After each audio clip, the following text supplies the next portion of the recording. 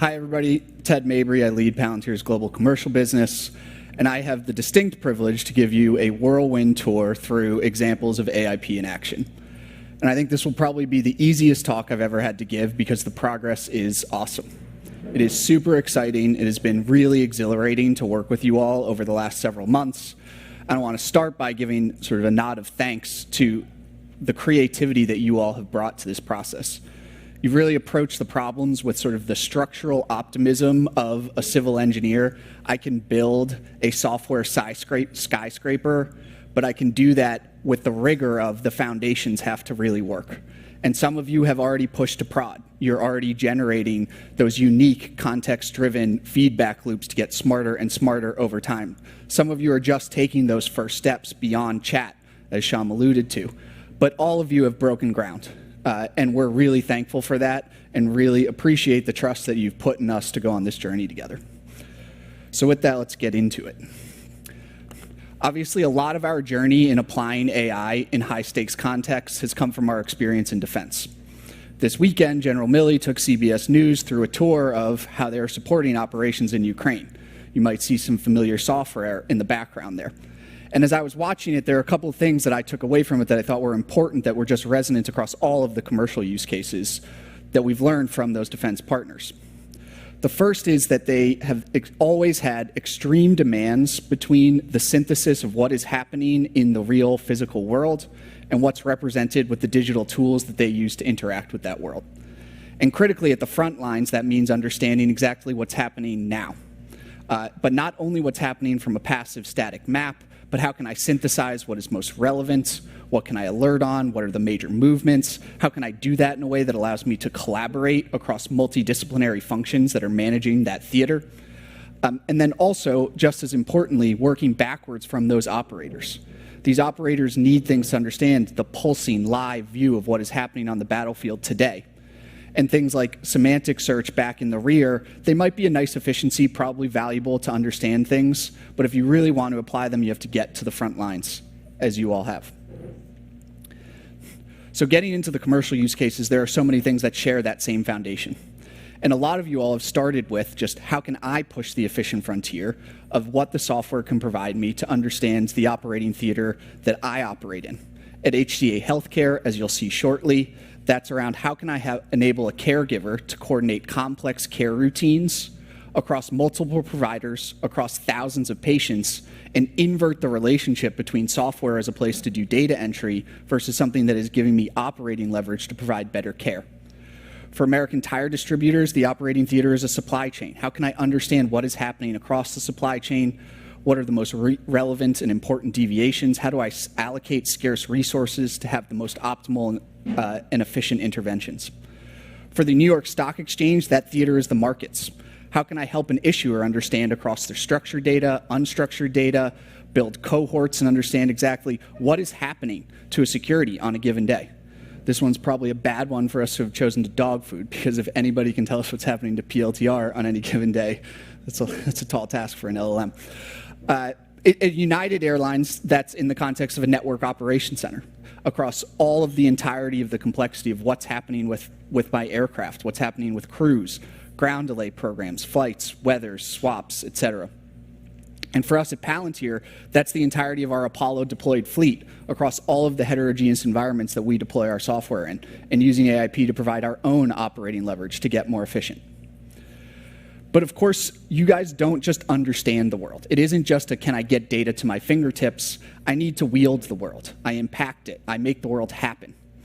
And so those defense partners aren't just saying what is happening. They're saying, can I generate courses of action to understand, given that operating context and given everything that I've done to prepare for this, what is the optimal thing that I might want to do? What are suggestions? How do I provide solutions in the hands of the operator? Similarly, in the healthcare context, at an HCA or a Tampa General or the Cleveland Clinic, they're using AIP to peer into the future to understand where am I going to run into a bottleneck in my care? How can I proactively suggest and automate changes in scheduling so that I can prevent those conflicts from happening while I still have the ability to address them? At CPKC, another one that you're going to see later, it's how can I provide a dynamic interface for routers to interact with a highly dimensional, highly complex optimization model to move optimization out of the planning domain and into the operating domain and avoid costly train dwell time. At Avis, they're using it right now to say, how can I take live dynamic vehicle valuations, part availability, the context of operators on the ground to prepare for Hurricane Lee and figure out, am I going to sell cars? Am I going to repair them? Under what cases, what strategy optimal? At Surf Air, that's managing flight contingencies. When something gets disrupted, an email, a pilot isn't available. How do I route and manage the complexity of that so I can get my passengers on those planes? We're also seeing enormous uptake sort of in the supply chain context generally. So at Molson Coors, they built an initial application to take into account structured and unstructured signals of deviation and disruption in their supply chain, synthesize the current state of the supply chain, and generate suggestions on potential remediation actions. At Fujitsu in Japan, their developers have built a general purpose application to provide supply chain disruption services to all of their customers. And we're seeing this same dynamic play out across industries as far-ranging as steel, medical supplies, and protein. We're also seeing sort of in that general supply chain context, how can I use AI to procure more efficiently? And one of the common patterns here has been, I have a complex product catalog. One, can I just cohere that? Oftentimes through acquisition across different ERPs, how can I get a sense of what is happening with my products? What are the contracts that are associated with them? Where's their potential efficiencies? But then beyond that, it's also saying, well, okay, what are the likely raw materials that are in these products? How are those raw materials linked to the volatility of index prices or commodity index prices so relevant in this period of major inflation? And then given all that, how can I generate proactive negotiation strategies in order to procure more efficiently? We're seeing this in spades in the food service industry with Aramark, who has an infinitely complex SKU catalog and needs to operate with this level of efficiency. And then this general pattern of take unstructured documentation that exists buried away in contracts, extract it, link it into the operating context so that we can operate more efficiently. We're seeing it happen at Nepesco or at Synetics or internally at Palantir so that we can make sure that we are managing and optimizing our own internal operations very efficiently. One of the sort of consistent themes across all of these different use cases is how much more complexity can I manage? And one of the things we're super excited about is another emerging pattern is sort of taking the concept of continuous integration, continuous delivery, which is sort of native to anyone building a big and complex software system, and say, well, can we extend that into the physical world? Can I have continuous integration when, if you take Lilium building their eVTOLs, I have reams and reams of requirements and unstructured information for what that eVTOL is going to be. I have all of the assembly and parts that are assembled in order to match and meet those requirements. But they're innovating all the time. Those things are changing constantly. And so managing that overhead of how do I manage that continuous integration of what's going on with the aircraft to provide more operating leverage to innovate faster and get their product to market. And that same sort of pattern we're seeing in other major infrastructure projects, whether it's in constructing major rail systems, giant plants, or even in the digital domain, where it's just focusing on things like master data management, especially in the context of, can I do material harmonization at scale, especially for very acquisitive customers or customers who are going through sort of what used to be the endless risk process of, can I consolidate an ERP, can I sunset an ERP, can that prevent me from generating the synthesis that I want or extracting the returns from M&A?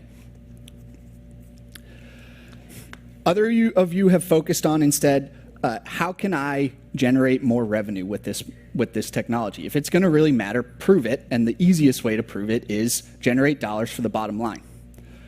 One of the really interesting patterns with this is, of course, all of those, how do you really generate more dollars? Well, you provide a better service to your customer. Right? So it isn't just about generating more efficiency, it's improving the quality and sophistication of the product. So at Sampo, in commercial underwriting, they have the challenge of how can I triage which submissions I'm going to process? How can I accelerate the rate at which I triage those submissions and process that reams of unstructured information into the way that I understand the world? I then need to link that with the unstructured underwriting guidelines that I'm constantly iterating on to decide what are the risks that I want to take on in the portfolio. And of course, I want to do that in the context of what my portfolio actually is and what are the things that have been generated there, like accumulation risk. And we see this as sort of a ubiquitous problem in the commercial underwriting space. Many of our other insurance customers are starting to move against it. At CAS Investments, the challenge is, how do I take the white glove service that I provided to my customers as an alternative asset manager and prepare to scale that by orders of magnitude and deliver that same high-level, wonderful service, but at another level's orders of magnitude. And we're really excited to see them build that business on top of AIP for the next 5 years. At Cardinal Health, this is about providing customer success managers with the ability to understand the impact of inventory costs. How can they more efficiently suggest strategies so that they can manage their own inventory better on their behalf? And in strategic legal practices, the real challenge is around how can I discern whether a case is appropriate, and how fast can I get back to the customer so that when they're in the mode of saying,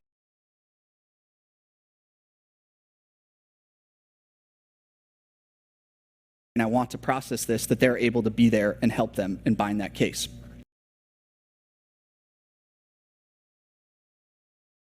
Those fill rates. At Concordance, similar issue. How do I manage the backlog of orders by identifying potential replacement parts or replacement goods in an industry where something that's seemingly simple as a glove might have 1,000 different SKU representations in that? And I like that those two things happen sort of back and forth together because they also reveal the nuance of a lot of things Shyam talked about of, well, how do you actually deploy something that looks the same, identify potential alternative goods, but deploy it into the right operating context? And that turns out to be very different for a picker that's walking the shelves of a grocery store versus someone that's helping a care provider manage their supply chain. At WestRock, this is about managing that process of how do I take a quote, link that up with a very complex product catalog, link that up with the underlying commodity prices that drive the cost basis of that product catalog, prevent errors and protect my margins. With New York City Health and Hospitals, sort of addressing that age-old problem in healthcare of how do I document, structure, and capture complex care routines for patients and link that up with all of the various benefit schemes and how those things link together such that I can be appropriately compensated for the care that I provide. At Renfro, it's about automating and increasing the quality of claims that they file. And at Hertz, among other use cases, managing the damages and the collections and claims on damages of vehicles. And this also extends at the very top of the funnel. How do I find customers? So bringing it back to the defense context, of course, that oftentimes is identifying this is the target. This is the thing that I need to understand. But in the commercial context, and you'll see shortly an example from Miller's Ale House of bringing that precision, dynamic, context-aware marketing at scale that's usually only been available in the pristine data gardens of the consumer internet and really moving it out into the real world. Others of you are focused on just help me make my product and experience of engaging with me better. I think a lot of people have immediately leapt to, I want to focus on customer service. It's sort of the first place you think of, well, I'm going to have a chat bot. But what you all have said is, I don't need more efficient or cheaper customer service. I need better customer service. And better customer service means linking not just the context of what's happening with the customer and that parametric knowledge of the model, but what is the state of the enterprise and how I can support that customer. So at Rubicon Waste Management, that's processing tens of thousands of inbound emails, linking that up with the state of the deliveries and the fleet in order to develop increasing automation to be able to address those issues at scale. At Yamato in Japan, similar, how can I take inbound issues, link that up with the state of my deliveries, the state of my drivers, and all of the unstructured business rules that dictate how I should deal with any issue and provide automation leverage in order to deal with those. At Kinder Morgan, that's around managing pump reliability. In the automotive industry, significant cases, you'll see later examples from J.D. Power of the quality management application that they've built across their unique scale data set to understand patterns, suggest resolutions. Super cool, you should check it out. But also for our tier one automotive customers using it on their own proprietary data of executing that pattern of taking a warranty claim, identifying what part is likely associated with, binning that with other potential emerging issues, collecting all of the relevant data across the value chain to help me execute that root cause analysis and providing significant operating leverage in order to do that more efficiently and make all of our cars more reliable. The last theme I want to hit that is also super exciting to me is that the users of AIP are not just in corporate offices. They are out at the front lines. They are engineers. They are people doing things in the physical world, and that's very, very motivating for us as Palantir. So at Navistar, they have engineers fixing vehicles, understand how can I have access to the telemetry of the vehicle, how can I understand the contracts that dictate what services I can provide to this vehicle, how do I have at my fingertips, given similar issues, how I resolved them previously, how do I understand where the inventory and availability of parts are so that I can provide better service to those customers. You'll see examples of this similar theme in a second here from Eaton, from Komatsu, from WestTrack, where they're managing the aging of work orders and accelerating the rate at which they can fix the vehicles that they have in front of them. At Panasonic North America, as we sort of heard earlier, sort of taking this challenge of bringing Japanese engineering into the US and really bootstrapping that expertise from the ground up, where one of the critical components of their scaling is how fast can I have a new engineer be as smart in diagnosing issues as my most experienced engineer? And how can I use AI in order to accelerate that journey? And of course, for ourselves at Palantir, overhauling our entire support infrastructure to be able to do this more efficiently and better for you all as well. Final thing that I'll talk about across all these examples is that how exciting it is for us to see the burgeoning of our partner ecosystem. And one of the things we sort of woke up and realized is that the best users and the best builders on AIP don't all work at Palantir. And that is really exhilarating for us. So Accenture has built an application in order to help utilities manage critical infrastructure in the face of climate risk. PwC has built applications to help pharmaceutical companies manage the complexity of 340B double-dip discounts. Jacobs is building applications to use the entirety of their knowledge base to empower their frontline engineers to operate more quickly. Crisis 24 is using AIP to power part of their dynamic risk library to understand risk of exactly what is happening to my enterprise or the institution that I manage. Genpact has built a dynamic pricing solution. You'll see shortly what Sintra has built to make smart highways. You'll see Foundry for Builders partner Hence in the demos that they've seen in the demo expo earlier. And I think this is in general something that we are very excited about and very interested in investing heavily with AIP, with how do we bootstrap and accelerate the partner ecosystem as well as your ability to build your own software offerings on top of the product at pace early. Okay, I think I got through most of that. If I forgot any, it's not because I don't love you. I guess I just don't have an AIP-powered VR player yet to remember everything. Yet. So now let's get into how you've obviously covered a tremendous amount of ground collectively. How are you moving so quickly? And I think there are two key themes for me on that. One is, of course, the technology, but then second, and as importantly, the process that you've utilized in order to move at pace. So first on the technology, Shyam covered a lot of the underlying principles. You're going to see a lot of the demos that show why the technology is powerful. But I think one of the other important primitives that we're very focused on is how can we allow you to take the technology, add the power of the technology, and not introduce new or an unnecessary complexity into your enterprise. So it's obvious as you're thinking about these different components that you need to implement something. What we've heard from our customers is the implementation pattern that I want is something that resembles an AI mesh. So sort of take the principles of a data mesh and extend it into those tools and applications that are now necessary. And a big part of that is add that value, but make it, again, easy to adopt. And one of the product announcements we're really excited to make today is the general availability of AIP virtual tables, which allows you to now have the power of the ontology, the ability to project that data into the narrow, stateful, decision-aware context window to power these applications without copying your data. The second key thing that Dr. Karp stole a little bit of my thunder on earlier, but he gets to do that, is thinking about like what is the process for adopting this technology.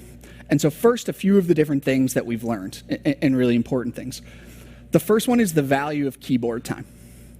The one thing that we've learned, and we're trying to be extremely disciplined about internally, is if we're talking about an idea that's been written in a quip or is on a whiteboard or debating it, and it hasn't been implemented, tested, tried on a keyboard, we're not having a productive discussion. The types of things that you're going to learn by getting your hands on a keyboard, you're going to learn so much more quickly about how to build intuition to utilize this technology. Second kind of key theme is across all of these use cases, where is the AI providing substantial leverage? And one sort of simple mental model to think about is thinking about what they do as saying, I have a new AI teammate. What would you expect of a new teammate? They can do work, right? That work's probably not going to be perfect, but it's going to give you implicit scale. And also, that new teammate's, by doing work, going to get better and better over time.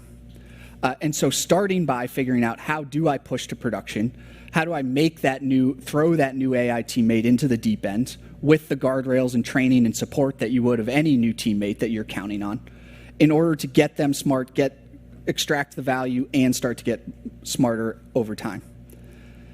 And of course, that also leads into this third major theme, which is thinking about making sure that you're attacking problems that can add value today, and then have compounding ambition to get to that skyscraper level of ambition, but not sort of falling into that self-driving car trap of waiting 18 years to say, okay, well, if it can do this, if I can get to this threshold of value from the AI, then I'm going to start to adopt it, being very disciplined about how do I start to do that now.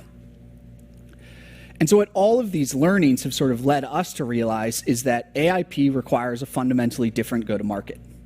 And probably more importantly for you all, I think it requires a fundamentally different adoption curve.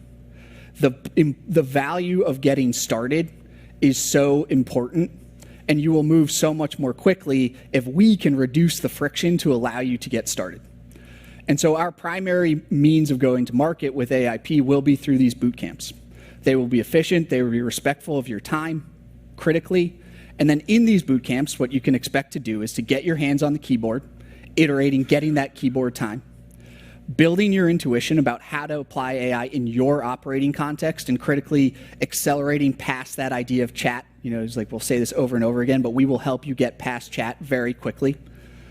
We'll help you decomp a business process. Where are you likely to provide significant AI leverage immediately? Where is there unstructured data feeding into a structured business process? Where is your business process actually happen much more outside of your core systems than your core systems might think? Like building these sort of easy ways so we can help you fish then and deploy across these other different boot camps.